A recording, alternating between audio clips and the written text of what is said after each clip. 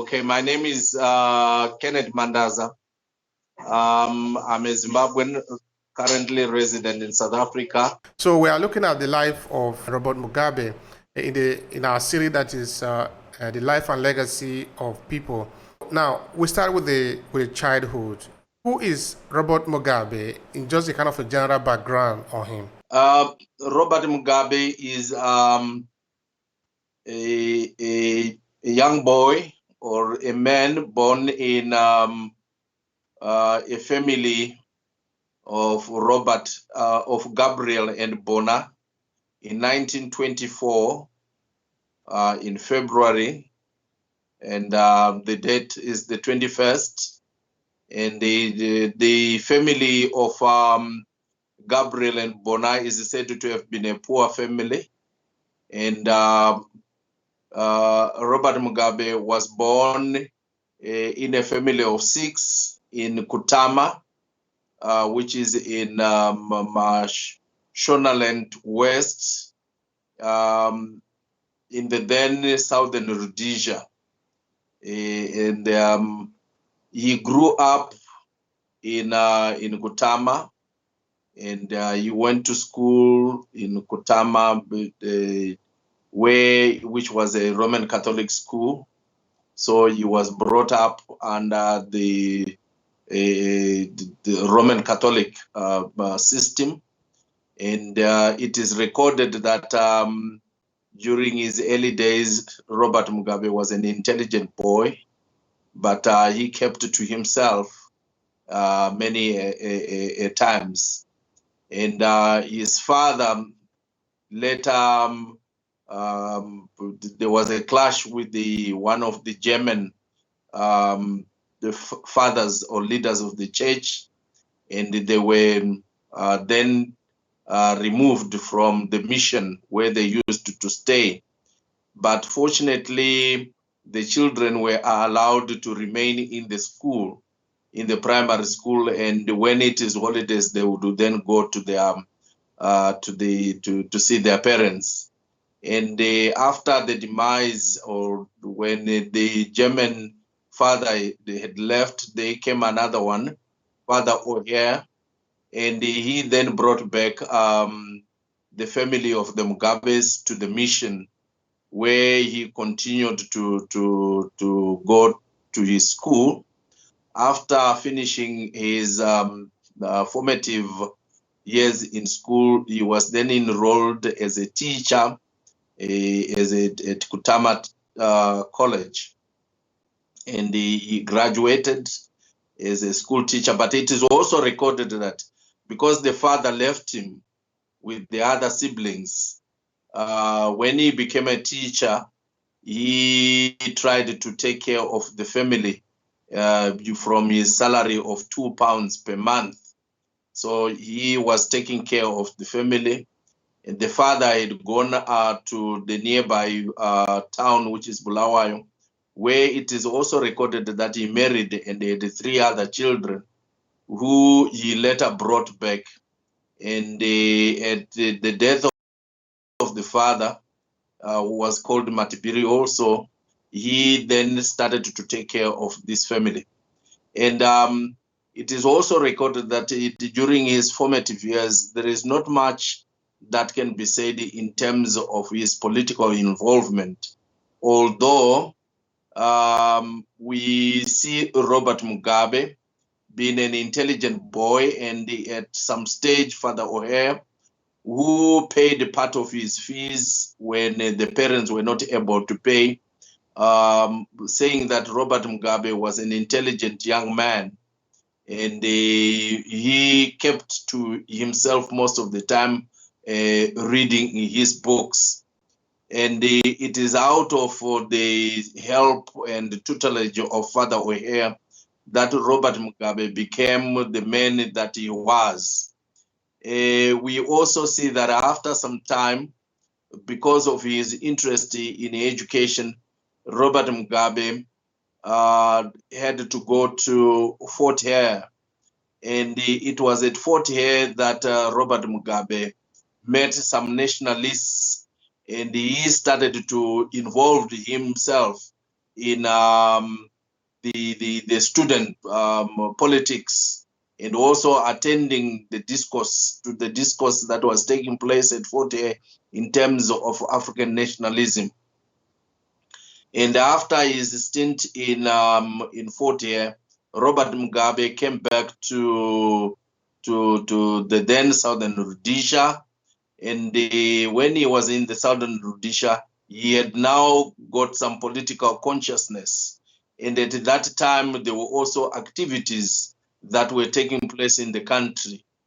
Although he did not express himself and align himself with some of the things that were happening, including the demonstrations, he kept himself to the teaching that he was involved in, which were he taught in a number of schools in the then Rhodesia. Out of interest, because Ghana had got its independence, Robert Mugabe decided to go to Ghana to see how it would be in an independent African country. And when he went to Ghana, he had an opportunity to see what was happening there. And he started to admire Kwame Nkrumah, whom he later said that he was his inspiration over and above the Marxist philosophy that he had learned at some stage, and his admiration of Marxism he had also acquired during his stint in Fort Hare. But in Ghana, he admired what was happening, and it was at that time that he got so much interested, I think, in politics. And he also got in touch with his first wife, Sally Holframe, who was also interested in politics. And on one of his trips to Zimbabwe, to the then Rhodesia, Robert Mugabe came on holiday. But when he arrived in the then Rhodesia, he found the political activities were gaining momentum. And it was at this stage that he was invited in one of the demonstrations that took place, which he took part. He was invited to address the gathering because of his education, he was known as one of the elites, or one who could speak very well in terms of the political ideology that he have. So these are the things that happened before he went into politics. Thank you so much for that. That is very important now. We're beginning to see an ordinary person becoming extraordinary. In fact, that is also the reason we are in this series. We are letting people know that ordinary people do rise from their level of ordinary to become extraordinary. Robert Mugabe is an extraordinary person, not only for Zimbabwe, but the whole of Africa and even the diaspora. There is a high regard for him, for what he did in his country. He have had this influence now. He's beginning to come in, he's beginning to smell power, beginning to get near to the corridor of power. But how did he eventually rise in the politics of Zimbabwe? In the politics of Zimbabwe, when he stood up and addressed a number of people during this demonstration, which is recorded that it took some days in the early 60s, Robert Mugabe, when they decided to form an organization, a political organization that was led by the late Comrade Joshua Nkomo, Robert Mugabe was elected as the Secretary General. He was elected as the spokesperson because he was an eloquent speaker. And it is also said that at that time, Robert Mugabe did not subscribe to the fact that in order for us to gain political independence, we should dialogue with our enemies. Robert Mugabe believed in going all out to fight the enemy.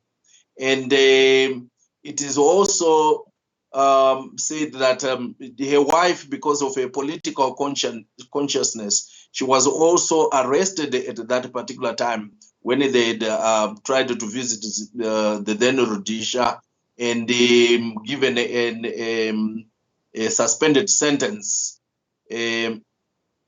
But going forward, the Robert Mugabe got involved in the SRAN, Southern Rhodesia African National Congress.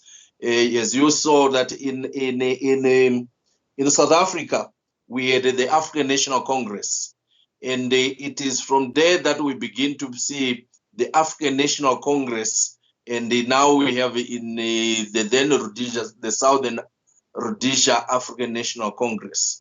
These political parties were banned on a number of times, and Robert Mugabe and his group of people were also arrested, and after their arrest, they were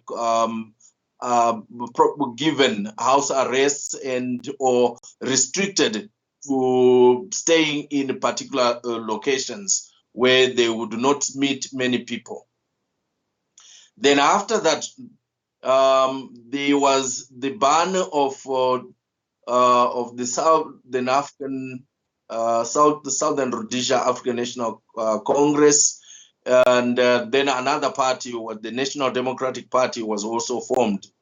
And at some stage, Robert Mugabe was appointed the Secretary General and the spokesperson of the party because of his knowledge and his eloquence in speaking to people each time he